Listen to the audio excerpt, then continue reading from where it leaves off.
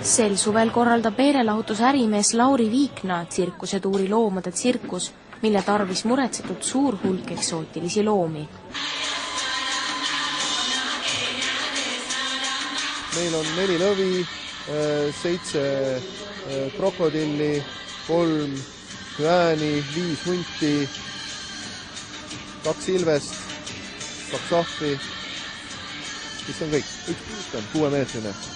Kuna tegemist on aga rändtsirkusega, siis on loomade võimaliku väärkohtlemise kartus pannud tegutsema Eesti Loomakaitseseltsi, mistõttu saidki Viikna ja Loomakaitseseltsi esindajad täna ühise laua taga kokku Tallinna linnavalitsuses.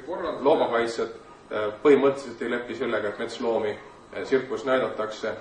Tänane õigusruum selliseid keelde meile ei sisalda. Loomakaitseseltsi põhiline etteheide Lauri Viiknale oligi, et loomad elavad tsirkuse tingimustes piinarikast elu. Ometigi pole selle kohast kaebust neile keegi esitanud.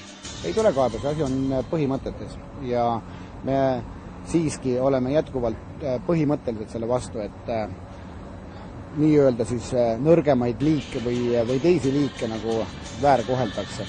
Kohale oli täna oodatud ka politsei, kes jäi aga tulemata. Politsei peaks olema, aga politsei liiksis ära. Politsei ei saa tulla.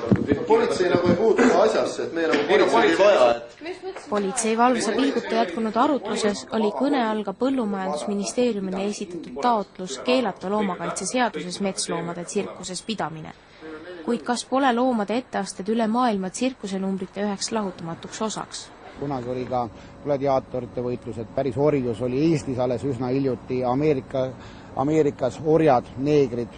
Viikna leiab aga, et kogu diskussioon olevat absurdne, kuna Loomakaitseseltsi nõudmiste kordamineks saaks loomadele tõenäoliselt saatuslikuks. Paraku on sen lugu, et need samad loomad lähevad nähtavasti Ukrainasse tagasi ja ma küsisin ka selle Nikulini käest, dresseeri käest, et mis ta siis nende oma loomadega teeb. Tema ütles, et temal on vaja 2 miljonit vähemalt Eesti krooni, et aasta otsa nagu neid loomi ülal pidada. Seda ei anna talle ei Eesti riik, ei anna talle seda mina, sest minul seda ei ole, sest minu üritus läheb pärast seda pankrotti. Ning kuna hooaja väliselt nendele loomadele ostjaid ei leiduks, oleks nende tõenäoline saatus magama panemine. Loomakaitseselts ütles, et temad tahavad probleemi Eestist ära.